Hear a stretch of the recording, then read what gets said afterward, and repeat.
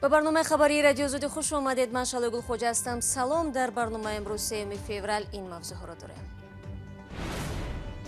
خدمات ضد سوری تاجیکستان میگوید ادعاها درباره بی‌نظارت بودن نرخ مواد غذایی در بازار کشور اساس ندارند. از آن جمله من خودم در همون وضعیت در بازارهای ولایت سوختم، در بازار پنجشنبه. محدود شدن پروازها با سبب پاندمی کووید 19 فرودگاه بین‌المللی شهر کولوب را در نزد اورالسکی آویالینی قرضدار کرد.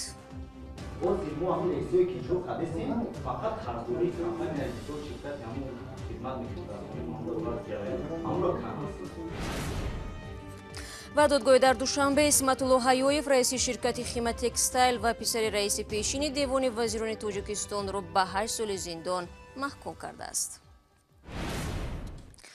بالوروی نرخ‌ها در بازارهای تاجیکستان از موضوعهایی بود که امروز در نشست مطبوعاتی در دوشنبه خبرنگاران تاجیک از خدمات ضد انحصاری کشور در این باره توضیح خواستند.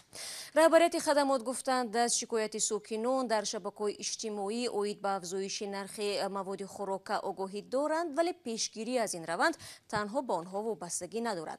با این وجود وعده شده است که این مسئله تحت نظارت جدی خدمات ضد انحصاری قرار می‌گیرد.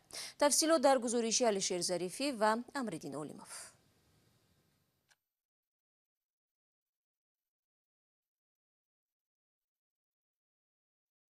روان استحصال داخلی هم بلند شده ولی در حقیقت بلند شد.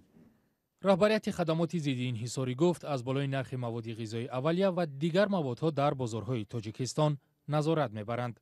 این در حالی است که نزدیک 1 سال می شود ساکنان کشور از جهش نرخ‌ها در بازار شکایت دارند. عبدالمجید مومنزاد رئیس این نهاد ضمن نشست خبری گفت در 1 سال اخیر افرادی را که به اساس نرخ‌ها را بالا بردند در حجم 11 میلیون سومانی جریمه کردند. اون کاری که ما می‌کنیم ما مجبور هستیم که تمام واسطه اخبار ما را قطعی در داریم. ما در تمام بازارهای شهر، در تمام کارمندان ما چی دستگاه مرکزی چی منطقه ما در تمام بازارها بودن. از آن جمله من خودم در همون وضعیت در بازارهای ولایت سوق بودم. در بازار پنجشنبه ما نظارت کردیم که نرخ بالا نبردارند. بعضی از ساکنان میگویند در شرایط پاندمی کرونا ویروس درآمدهایشان کم شده، نرخ‌ها در بازارها برعکس بالا رفتند که زورشان به خرید نه همه محصولات میرسد. ارد، روغن، شکر و کارتوشکا و پیاز از محصولات است که افزایش نرخ آنها ساکنان را بیشتر نگران کرده است.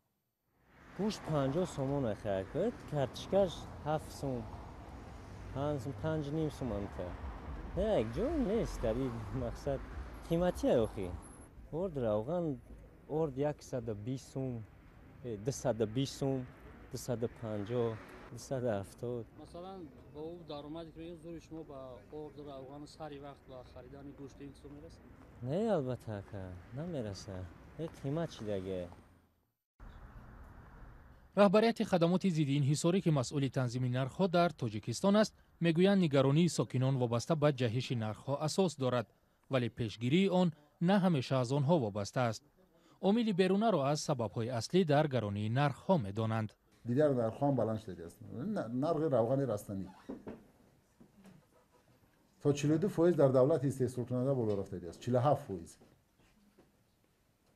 نرخ شکر پاکستان که نصف دنیا را تامین کرد امروز 37% در خود پاکستان بلند شده، در روسیه تا 37% بلند شده است.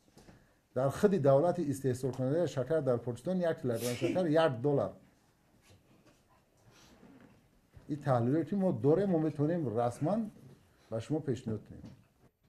بعضی از راهگذران در کوچه‌های شهر دوشنبه به خبرنگاران رادیوی آزادی گفتند نظارت از بالای بالاروی نرخ‌ها کافی نیست و باید مسئولین به این مسئله توجه بیشتر کنند. هر آدم شرایط داره نداره بسیار قینه همین مردم. ما همین را خواهش میکنیم که یک بهبودی بازارا را ببینن، یک نظارت سخت کنن که مردم در بعضش هستن میوان بعضش نمیوان.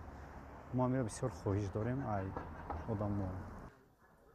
در پی بحث و بررسی‌های افزایش نرخ محصولات بعضی از تحلیلگران مسائل اقتصادی بارها تاکید کردند که راه حل این مسئله در بهتر نمودن شرایط کار صاحبکاران و افزایش و درست به راه ماندن استحصال محصولات وطنی است.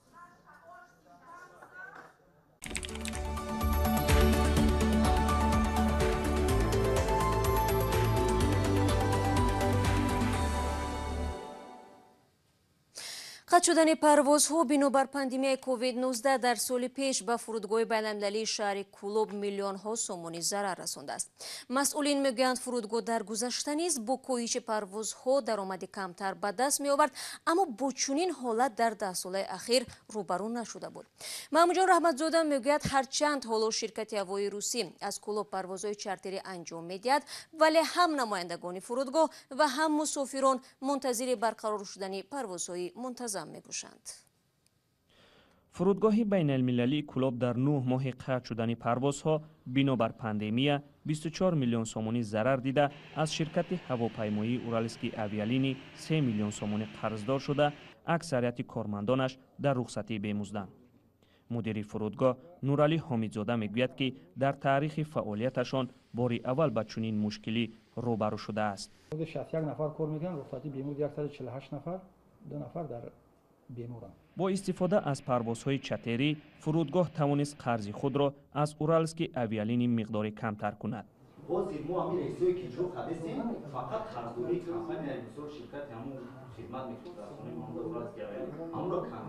حالا بعد 9 ماه تنفس در فرودگاه کولوب، شرکت هواپیمایی اورالسکی اویالینی سر از 20 نوامبر دوباره پروازهای چارتری را به راه مانده است. در یک هفته 3 پرواز انجام می شود. 2 پرواز به سمت مسکو و 1 پرواز به سنت پترزبورگ انجام می شود. از فرودگاه کولوب اساساً مهاجران کاری استفاده می کنند. آنها در این مدت همیشه باز شدن راههای هوایی به حالت عادی برگشتن پروازها را طلب می کنند. مقامات تاجیکستان می گوید باز شدن راهها به طرف روسیه بستگی دارد. فرودگاه کولوب سال 2006 مقام بین المللی را صاحب گشت و در گذشته نه فقط به روسیه بلکه به قزاقستان و چین هم پرواز انجام میداد. محمود جان رحمتزاده، رادیو آزادی، کولوب. شما برنامه خبری رادیو آزادی رو تماشا دارید. دادگاه فردوسی پایتخت اسمت‌الله حیویف پسر عزت‌الله حیویف رئیس سابق دیوان وزیران تاجیکستان و چهره‌های معتبر ارباب دولتی را به 8 سال زندان محکوم کرده است. دادستان کل تاجیکستان در نشست خبریش روز 2 فوریه این خبر را تصدیق نمود. اسمت‌الله حیویف رئیس شرکت خیمه تکستایل و کارپوراسیون خیمه بود که از سال 2010 به این طرف به خرید و فروش پخته مشغول شده در شرکت‌های او نفر ساکنان کشور کار می‌کردند. همکارم میرزانبی خالقزاد این موضوع را دنبال داشت و از او میپرسم قضیه اسمت‌الله حیویف را کدام مقامات تاجیکستان تحقیق کرده است؟ بله شعلا، یک منبع از آژانسی دولتی نظارت مالیوی و مبارزه با کروپسیه در تاجیکستان بدون ذکر نامش به رادیو آزادی گفت که اسمت‌الله حیویف بر اساس قسم 4 ماده 246 کدکس جنایتی تاجیکستان، یعنی تصرف پول و مال به طریق کردیت داده شده، عیبدار دانسته شده، از طرف دادگاه در زندان نظامش سنگین محکوم شده است. و رحمان یوسف دادستان کل تاجیکستان دیروز 2 فوریه در نشست خبریش در رابطه با سؤال رادیو آزادی گفت نسبت اسمت‌الله حیویف که از جانب آژانس ضد کروپسیون پرونده جناییش تفتیش کرده شد به جوابگری کشیده شد و با حکم صادر محکوم گردید، اما وی از این بیشتر آید به جزئیات این پرونده شرح نداد. خب آیا نزدیکان اسمت‌الله حیویف در این باره چی میگویند؟ ببینید، پس از صادر شدن حکم دادگاه حالا نزدیکان او به طور رسمی چیزی نگفتند، ولی طور یکی از پیوندان آنها به رادیو آزادی تماس گرفت و گفت محکوم شدن اسمت‌الله حیویف نزدیکان او را ناراضی کرده است. یکی از نزدیکان اسمت‌الله حیویف با نام مرادعلی حیویف به رادیو آزادی گفت و نامه فرستاد و ذکر کرد که خبری به زندان کشیده شدن اسمت‌الله حیویف را بگذار خلق داند. اسمت‌الله پسر عزت‌الله حیویف زنده‌یاد، پسر سابق دیوان وزیران تاجیکستان است و با همین حال که برای حکومت نالازم شد از وی خلاص شدند. اصلا قضیه دادگاهی اسمت‌الله خیلی بر وقت شروع شده بود، همین طور نه؟ بله ببینید هنوز 4 سال قبل دادگاه عالی اقتصادی تاجیکستان بحث بانک روسی اوانگارد با شرکت نساجی خیمه تکستایل در مورد برگردانیدن 3 میلیون دلار قرض بانک را بررسی کرده بود. بانک روسی میخواست خیمه تکستایل را مفلس اعلام کنند و از حساب فروش مالکیت آن قرض 6 ساله اوانگارد برگردانیده شود. اما قبل از این بحث قضیه مذکور در دادگاه ولایت ختلان بررسی شد و به نفع خیمه تکستیل حل شده بود. خیمه تکستایل که سال 2010 تأسیس یافته است کارخانه نساجی است که با تجهیزات پیشرفته اروپایی کار میکند و قادر است سالانه تا 3000 تن نخ بلندصفت استحصال نماید و اسمت الله حیایف رهبر این در یکی از مصاحبه‌اش گفته بود هدف آنها استحصال محصولات نساجی آماده یعنی مال تیار است که تواند در بازار جهانی با مال اروپایی رقابت کند. اما شرکتش در آن روزها گرفتار دعوای دادگاهی بود و مشکل اقتصادی داشت. فهمم. سپاس برای صحبت مفصل.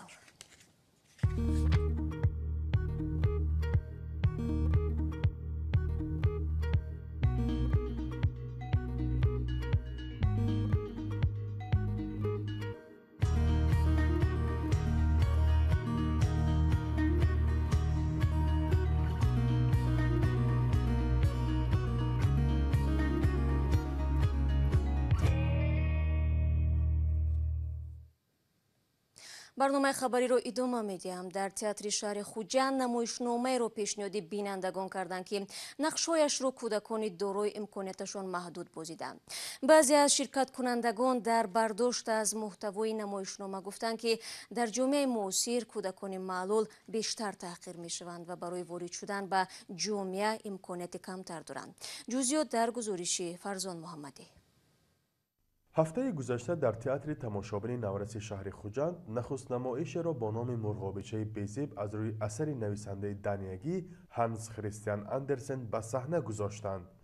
ولی به فرق از نمایشنامه‌های قبلی نقش‌آفران هنرمندان کسبی نبودند بلکه آن را نورسان امکاناتشان محدود اجرا کردند. اکثر آنها به گروه معیوبان داخل می‌شوند و سازمان توانمندی رنگین کمان تشبسکار این لایحه بود. این کودکان در اول حیران بودند که چگونه میشده باشد این نمایش ما و برای اون که نه اکتور چی بودنش رو میدونستند و چقدر قدم زدن در صحنه رو میدونستند حتی سخن گویی رو نمیدونستند. بعضی هاشون بودند که یک سرویناز داریم بود که وقتی که من صحبت میکردم اون من همراه من سوال و جوابم نمیکرد صحبت درست هم نمیکرد یعنی که برای گپ زدن همراه من و پیش دیگر دوستان شرم می داشت و امروز صحنه برآمده ایستاده است و سخن و تمام همه از بالای صحنه میگوید. نقش مرکزی را سرویناز 17 ساله بازیده است که در 8 سالگیش از تأثیر برق دو دستانش از اورنج پایان سوخته و پزشکان آن را بریدند. بیشتر این معیوبان در گذشته به بیماری‌های شدید فلج مغزی گرفتار شدند. من امروز مقصد داشتم که برای دیگران فهمد که همه مرد و آدم ها یخله دیگر خیلی ها نیستند. همه یخله اگر هیچ کس مرد نه هیچ کس و سلابی نه همه یکته. این صحنه را طول 6 ماه آماده کرده و مادران برخی از این معیوبان نیز نقش مادر آنها را در نمایشنامه همراه بازیدند. در اول به ما بسیار مشکلی بود. بعدی آموزاندن معلم ما بسیار خدا ما را خوشبخت کرده. در این لایحه آمادگی دیده خدا ما را نصب کردیم. در آینده این نورسان همراه کارگردان نیت دارند که این صحنه خود را در مکتب‌ها و در حضور تماشابینان جسماند سالم به نمایش گذارند. زیرا توسط آن می‌خواهند پیام رسانند که کودکان امکاناتشان محدود باید از هیچ آرزوهای خود دست نکشند و به پیش روند. در تاجیکستان حدود 150,000 نفر را همچون معیوب و یا شخصان امکاناتشان محدود ثبت کرده‌اند. فرزان محمدی، رادیو آزادی، شهر خوجند. بینندگان عزیز، برنامه را در همین ثانیه ها به پایان میبریم. تشکر برای همراه بودن و چون همیشه تا صحبت بعدی شما از آن میتوانید زیر نشانی www.ozodi.org از وبسایت رادیو آزادی استفاده برید و همه روزه منورهای جالب رو در آزادی ویدیو کانال مستقیم ما در یوتیوب میگذاریم و در شبکه‌های اجتماعی نیز میتونید ما رو پیدا کنید. فراموش نکنید که فرداش ما رو با خبرهای نو منتظر خواهیم بود. خود را احتیاط کنید و خدا نگهدار.